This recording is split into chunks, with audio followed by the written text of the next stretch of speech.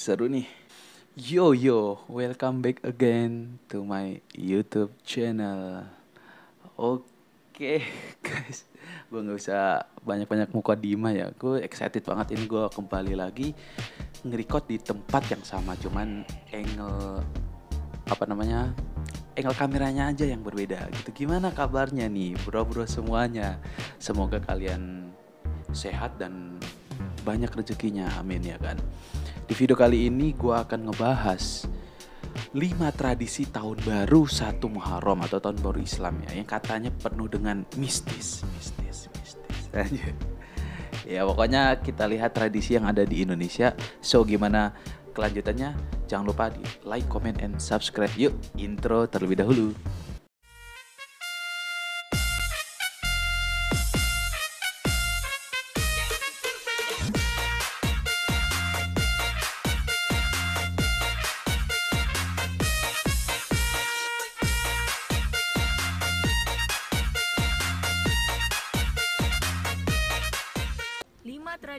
Lima tradisi tahun baru Islam, boy.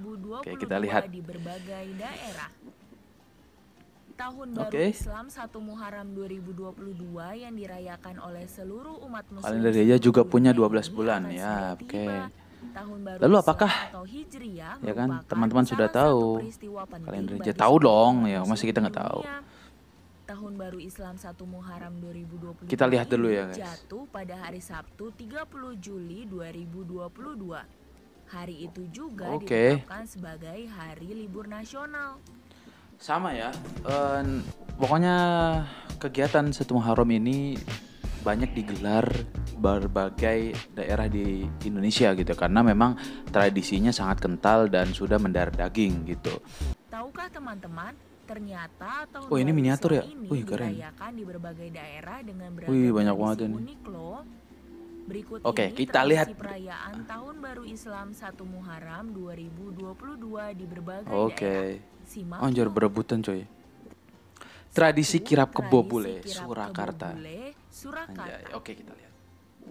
Tradisi kirap kebo bule merupakan tradisi Tahun Baru Islam atau yang dikenal dengan Malam Satu Suro oleh masyarakat Surakarta. Masih Jawa nih ya, Boy, Surakarta. Tradisi ini biasanya dilakukan pada dini hari oleh Keraton Kasunanan Surakarta dan disaksikan oleh seluruh warga. Nah, ini Boy merupakan tradisi di mana kebo bule atau kerbau sakral milik keraton diarak keliling kota pada malam pergantian tahun. Jadi mirip ya kayak yang di daerah tempat gua itu di Jawa Timur tuh, Ponorogo, itu mirip juga pakaian seperti ini ya, pakaian keraton lah ya. Tradisi Ledung Suro Magetan. Nah, ini deket gua nih, deket Ponorogo nih. Tradisi unik apa nih? Menyambut tahun baru Gongnya gede banget itu gong. Serius nah? Bernama tradisi Ledung Suro. Ledung Suro ini dilaksanakan mulai dari 1 minggu sebelum Tahun Baru Islam dan Tahun Baru Jawa. Tradisi ini dilakukan dengan lomba lesung beduk yang diikuti masyarakat sekitar serta dimeriahkan dengan acara lain seperti tari, wayang kulit hingga reog. Ledung Suro akan diakhiri dengan kirap dengan membawa roti bolu. Nah, ini rotinya sangat itu ya. Kalau kalian orang Jawa pasti tahu, ini roti-roti yang sering dipakai kayak ya kalau lebaran pun juga ada. Dan ternyata roti ini juga dipakai pas waktu kirap budaya, pas waktu malam 1 Suro ya. Dalam bentuk lesung dan beduk di tengah kota Magetan. Kalun-alunnya. Nah, ini nih, bolunya gede banget. Ini gong nih, Boy. Gong. Warga yang menyaksikannya. Nah, Suro ini dilakukan sebagai ucapan syukur atas berkah dan rezeki yang telah diberikan kepada rakyat Magetan. Selanjutnya apa? Tradisi Tabuik. Tradisi Tabuik Pariaman. Gue pernah dengar ya ini ya, tradisi Tabuik itu di daerah Pariaman, Sumatera Barat ya. Dan teman gue juga ada beberapa yang dari Sumatera Barat. Mereka bilang ya ini mereka pernah ngikut tradisi Tabuik gitu. Cuman bagaimana kelanjutannya kita lanjut.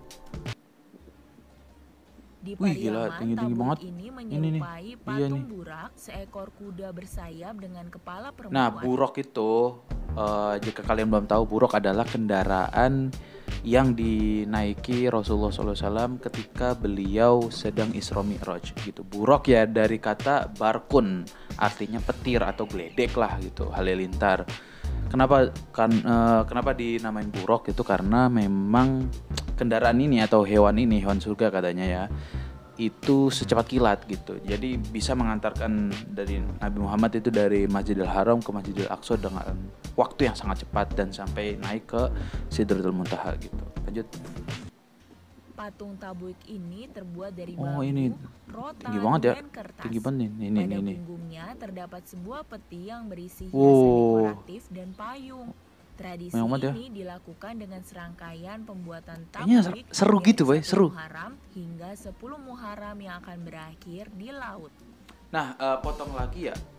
Gue pernah dengar dan gue baca juga gitu. Kalau tabuik ini benar memang tradisi menyambut Muharram, akan tapi ada unsur agama lain gitu.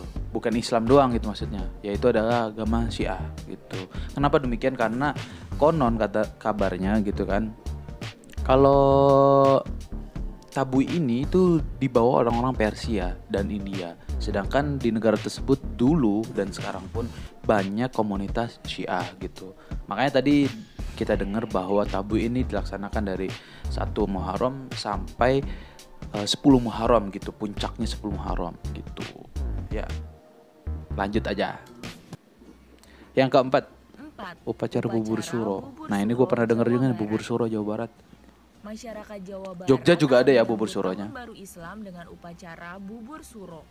Upacara ini dilakukan untuk buburnya manis apa enggak ya? Baru Islam dan mengenang peristiwa 10 Muharram juga nih kan. Biasanya masyarakat Jawa Barat akan menyiapkan bubur merah dan bubur putih yang disajikan secara terpisah. Jika kalian orang Jawa Barat, komen.